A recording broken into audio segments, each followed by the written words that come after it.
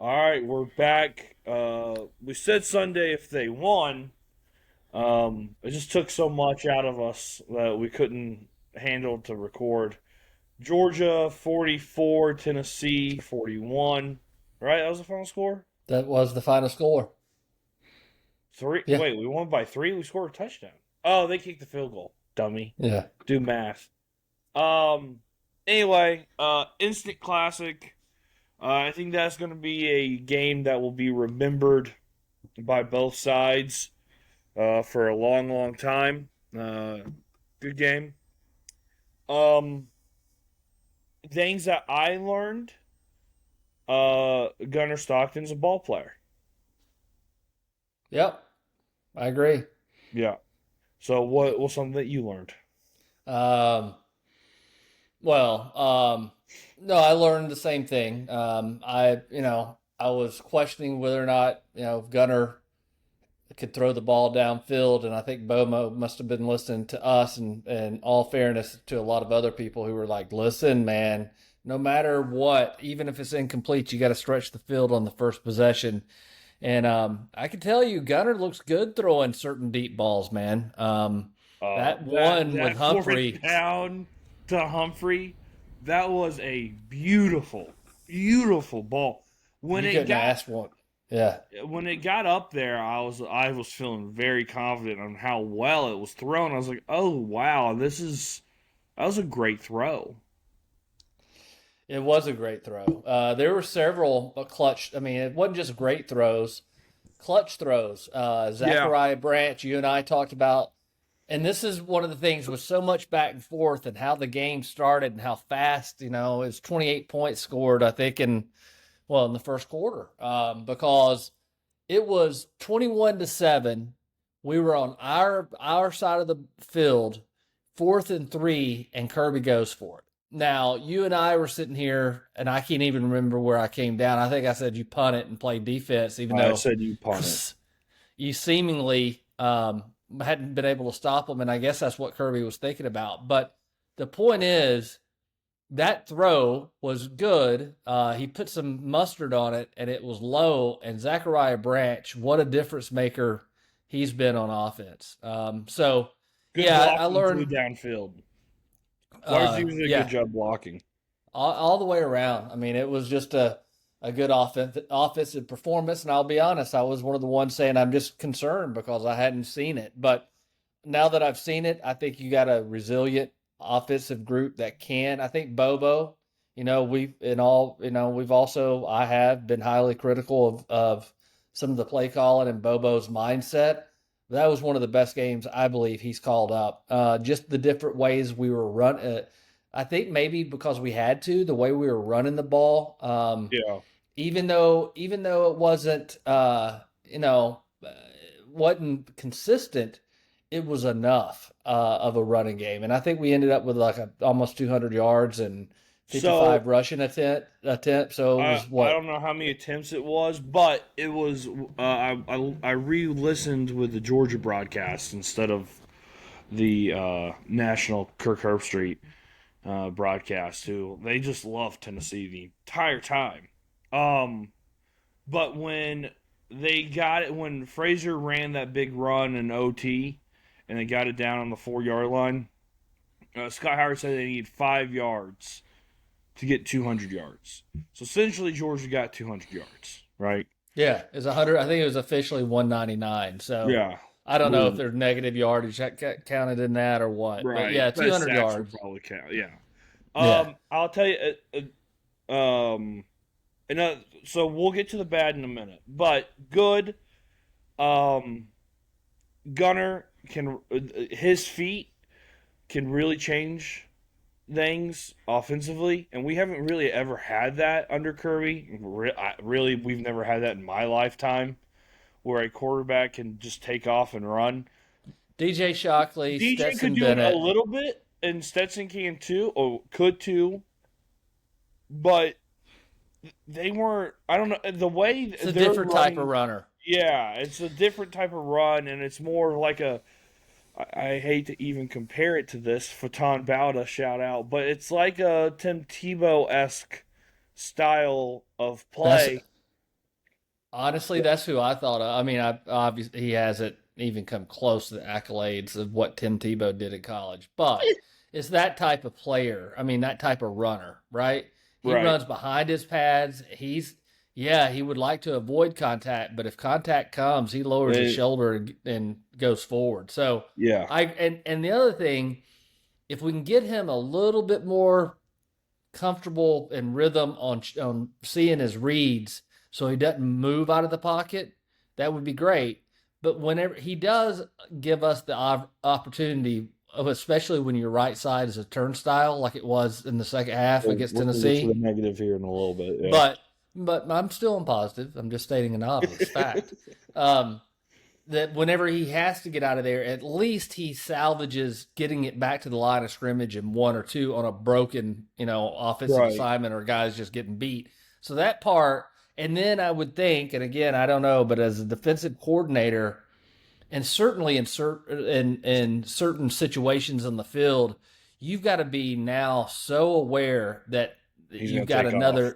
you got another running back in there and lead blockers, right? And the numbers I will be on Georgia's favor, I would think, most of the time, or could be. So all that, I agree with positive. But now, I don't know if you want to go, if that leads Well, to I had a my couple more. I had a couple more positives to give All out. right. Wide Oh, we receiver. haven't even gotten to defense yet. No. Uh, so wide receivers, Colby Young, he's a dude. London Humphreys, I've always liked him. I know people on social media have ragged on him, but I've always liked him. I think he's a ball player.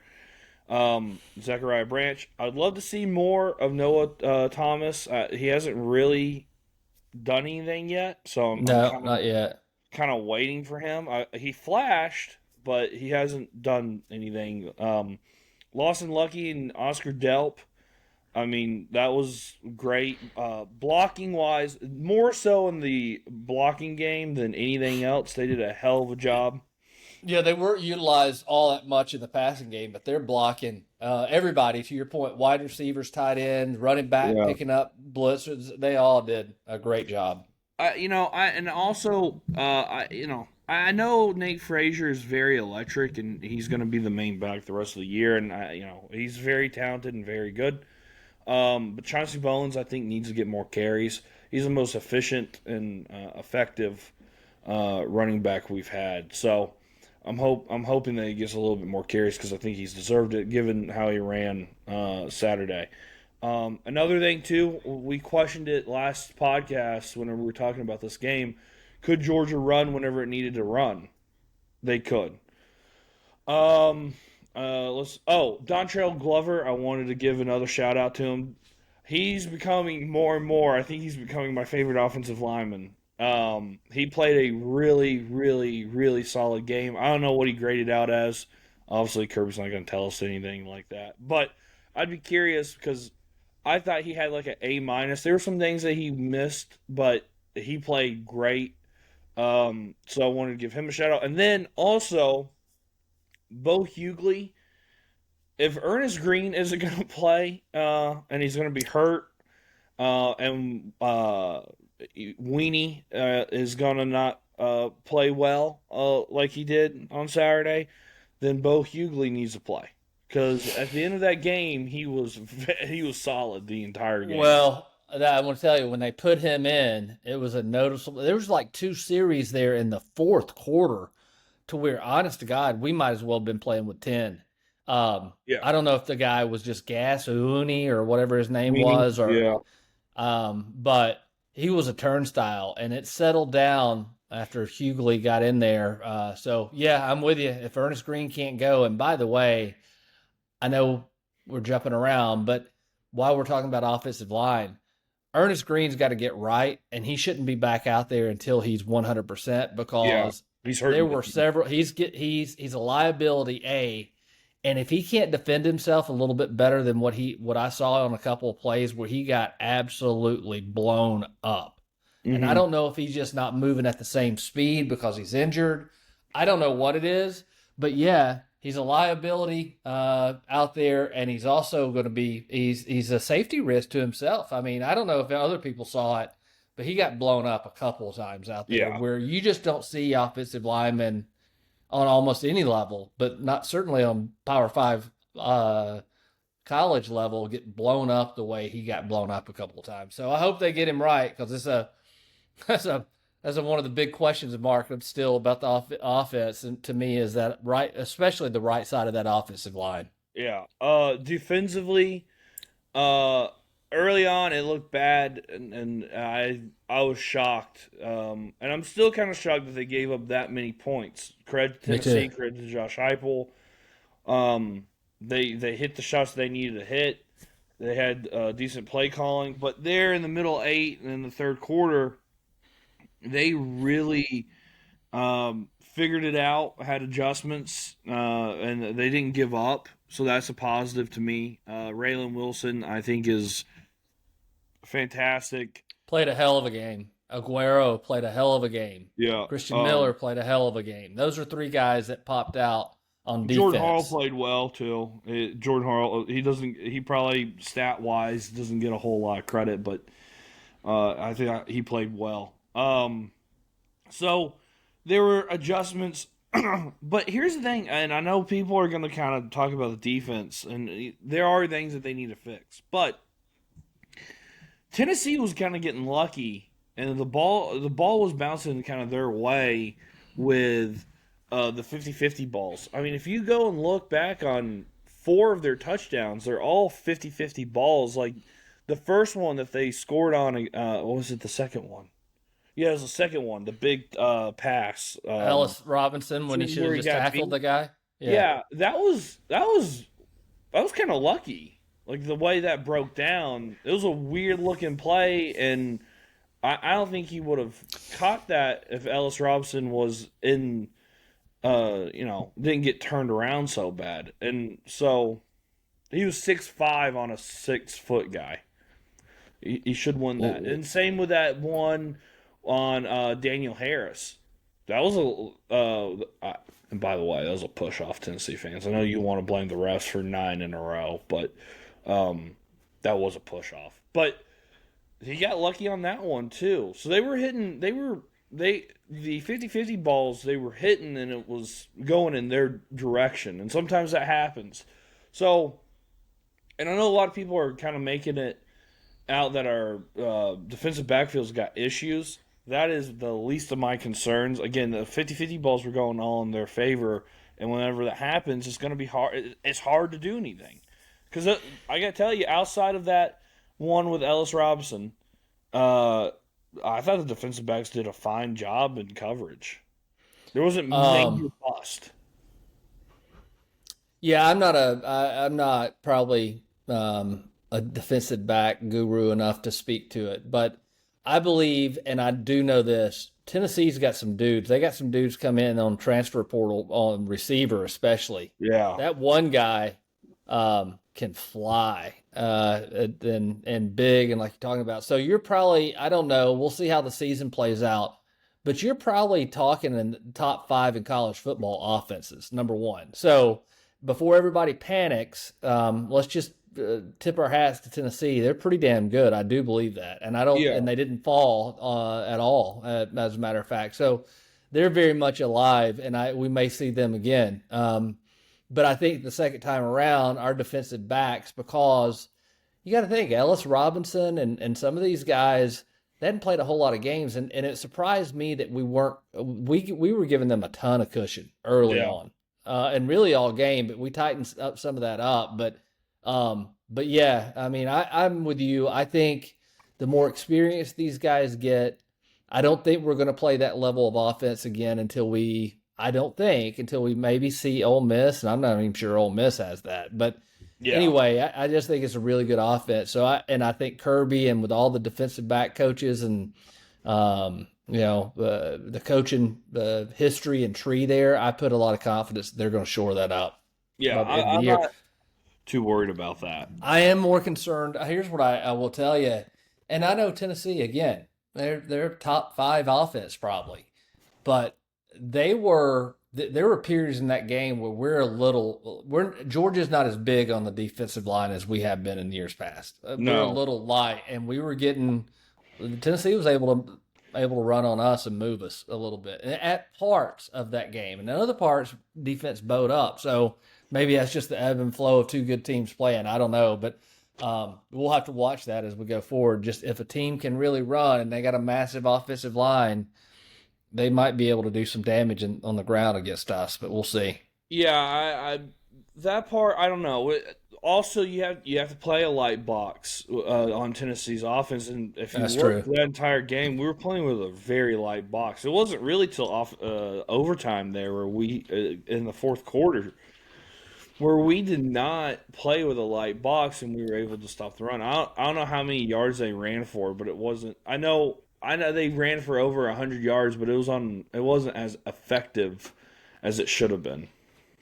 I would agree with that. Yeah. Yeah, Georgia's running game was more effective overall than Tennessee's, but And I think Tennessee that was they have some yardage Yeah, on the they had ground. yards, but it was more carries and less yards per carry. So, and I think that's what we talked about was one of the keys. If whoever outrushes the other one is going to win the game. That's Yeah, exactly what happened.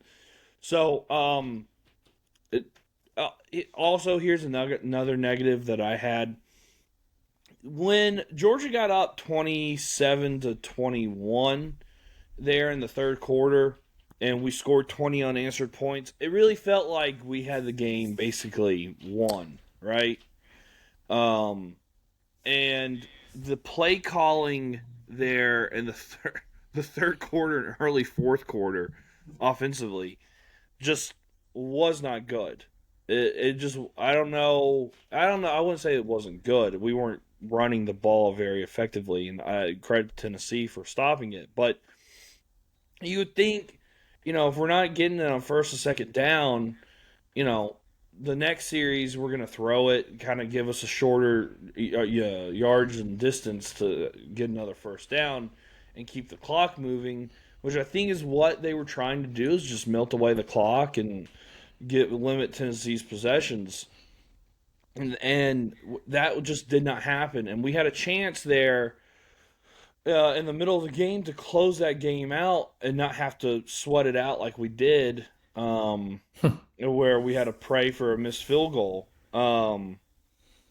So that part, I don't know if that's youth, if that's coaching. I don't know what that is, but that's got to be figured out, because you can't do that with teams that are equal on talent as us, and that team would be Alabama. So you can't do that in Texas, I guess. You can't do that with those teams, and I worry about that.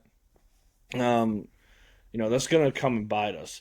Now, Georgia's got things that are major weaknesses that are going to bite us eventually. Georgia's going to lose a game. I think that's pretty. I think we can both say that. But they got. I don't know. That part is kind of concerning.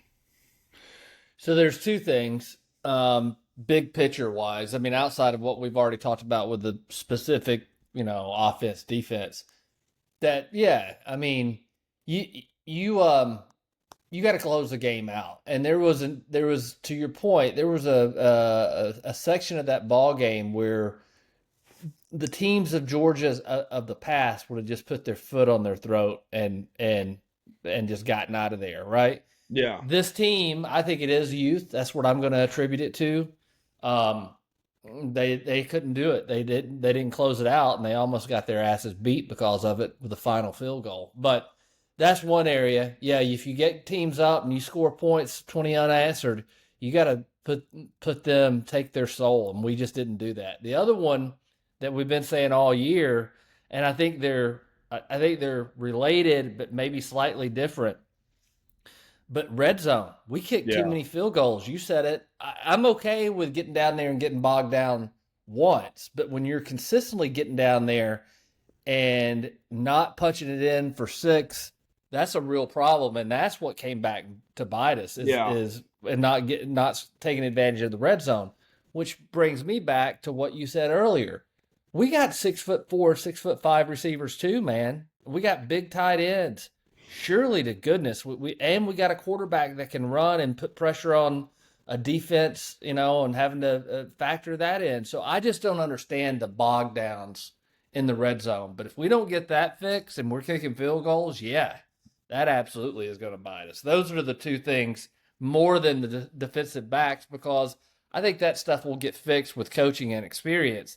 Those two things, maybe they come, maybe the closing teams out will come with more experience from a young team, but the red zone shit's got to be fixed. That's going to end Yeah, up costing you a like game. you get the turnover there in the third quarter. You're already up.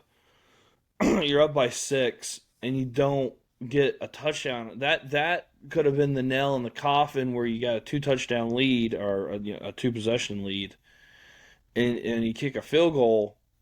That's not winning football. So you got to do that. Also, Gunner's got to be a little more aware in the pocket, dude. He is a fumble machine when he's in the pocket, and when he gets those strip sacks come easy. And I don't know, I'm not a quarterback guru by any means, so I don't really know what that is. But that's happened in multiple games, like way more than it ever should. Well, here I agree with that, and he may have some problems with mechanics or whatever in the pocket, but it would sure help if they weren't getting in there that often to be able to fucking do that. Well, That right side of this offensive line right now. I just we all well noted on here, but I have seen regression on our offensive line, and there's no reason for that.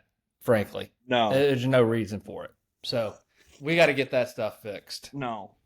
Yeah. So here's another positive too. That win was more of a culture win, the power G on the side of the helmet than anything else. This team is extremely resilient. They didn't give up, and that's been last year with a ton of veterans. They were in some bad situations and they got out of it. And this year you have a lot of youth and you're getting out of a bad situation and winning it. So that you have to kill Georgia twice. It's kind of like Alabama with Nick Saban. They will never say Mm. die, and that part is, as a fan, that's great. It's also very nerve wracking and awful, but you know that they're not going to give up, and they're going to play all the way. They're going to play all 60 minutes, and if it takes 70, they're going to do 70. So I appreciate that. No, I will tell you, I think the only difference between Georgia winning that game or Tennessee winning that game, and Heupel's, I'm not. This is I'm not shitting on Heupel or Tennessee, kind of, but that's a championship culture. They've been there Yeah, before. You know what I mean. The moment, even though they're young, the standard has been set at Georgia that these are the type of games that we're going to win, and that's yeah, just who we are. And so I think Tennessee will eventually, they keep the standard up. They'll eventually get there. But same thing with Clemson before they won a couple of championships under Dabo. I mean, it was called Clemsoning. Now that's a totally right. different meaning based on this year. But yeah, they had to win a couple of those games and start believing that this is just what our program does. So that's huge. Yeah. That missed field goal. That was all just choking, being in the moment. So it was great. And Georgia, by the way, that first play with Frazier, I really thought it looked like the Rose Bowl play a little bit. Yeah. And I Same started getting sideline excited. from our view. Yeah. Yeah, and I started getting really excited because I was like, oh, well, he's about to break this thing. That was a huge, huge, huge play to give us a chance to get that touchdown. It was almost like set up perfectly on how that was done. So credit to the offensive line, credit to the wide receivers blocking out on the edges, and credit to Bobo. That was a great play call in the moment. Great execution on everybody on that play. That was a fantastic play. I couldn't ask that you couldn't ask for a better play in overtime. Just the first play of overtime for us. So fantastic. And then also defensively, I got to clear my throat. I got a frog in it, kind of like Tennessee's kicker. I choked there. But that play call on third down, that was a perfect play call defensively on that third down. I mean, got pressure to them. It had everyone covered tight, no windows to throw it in. That was a perfect uh, call there in overtime. So all the way around, kudos, because whenever we had a chance, we killed them after that missed field goal. We just killed them. That was That sucked their soul out. Yeah. yeah. They were dead in the water after that. So whenever and there are teams on the horizon that can play with us in the deep end of the water. So we got to be mindful of that. But with these teams that don't have that type of experience, it's kind of great to see. So, yeah, overall, just a great win. Like I said, I don't care. I want to learn a lot about this Georgia team. I think we learned a lot.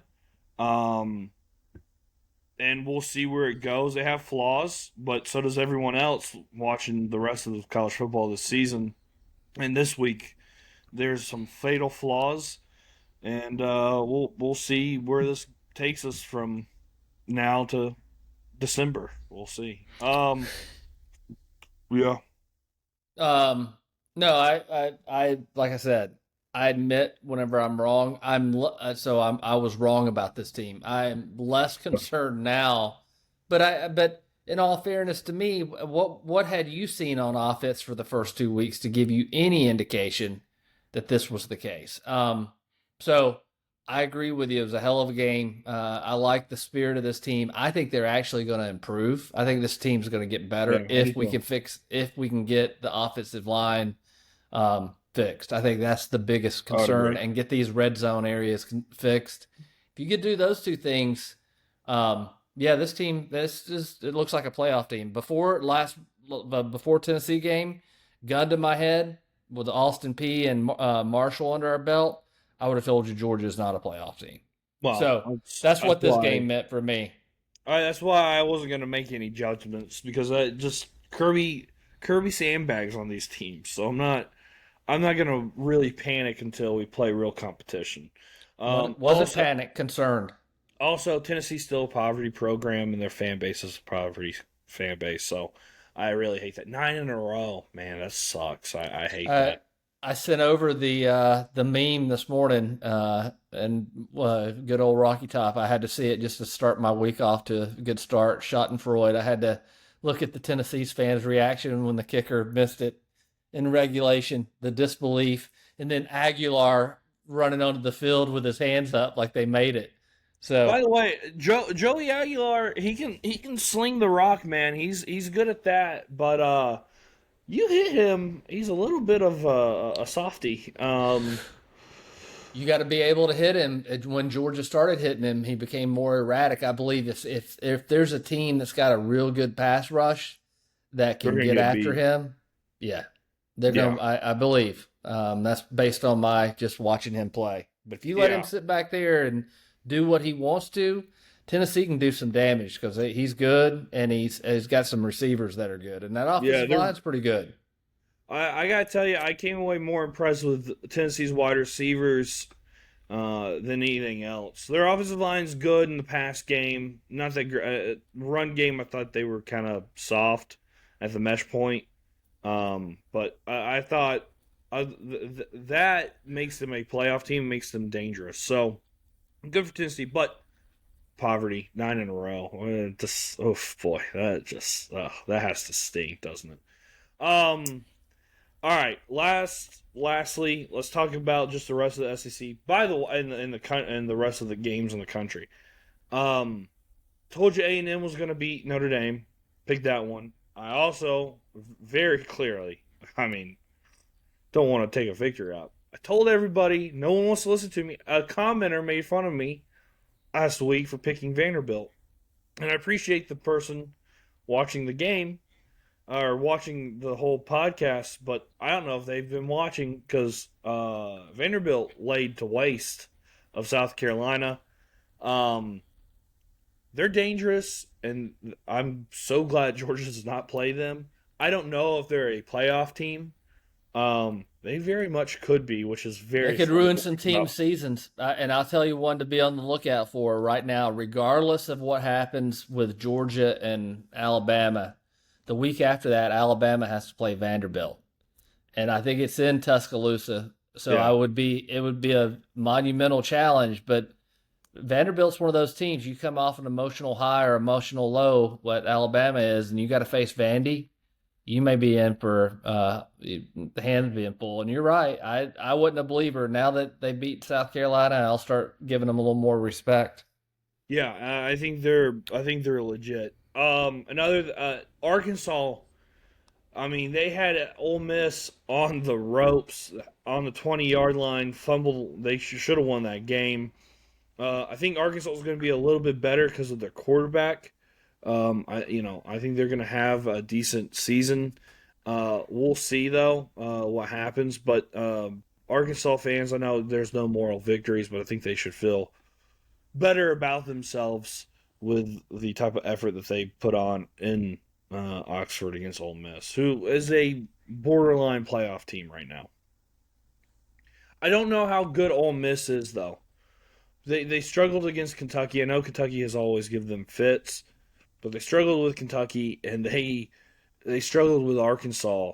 It'll be interesting to see how good Ole Miss is when they play real competition.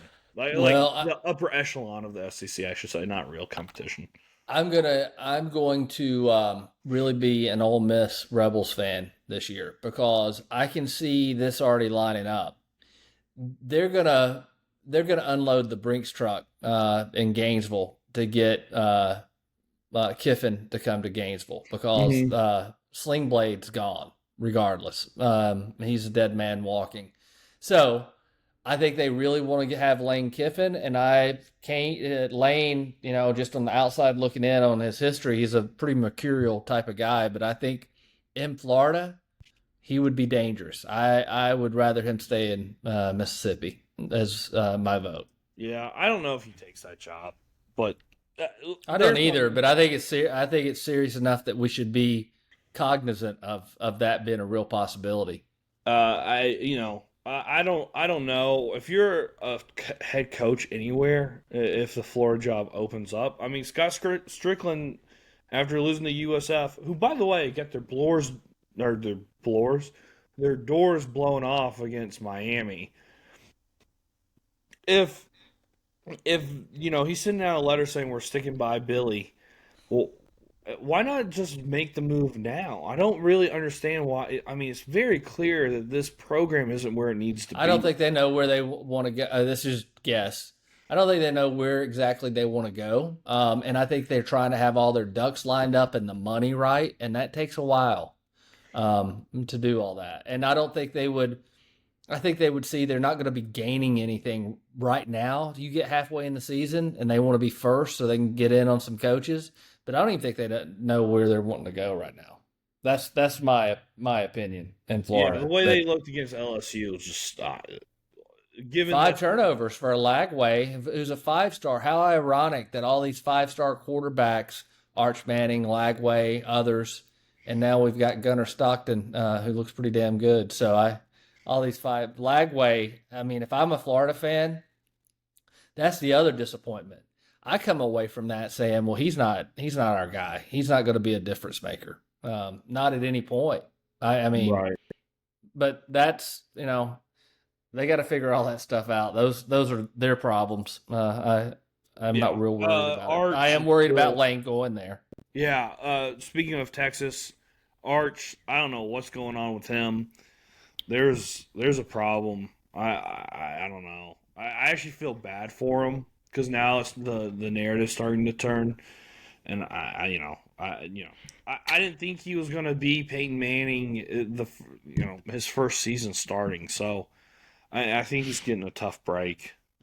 Yeah, I do too. I mean, I haven't watched him play enough, but I know they struggled against UTEP, and he only had like 100 and something yards throwing it. And anyway, but I think everybody needs to.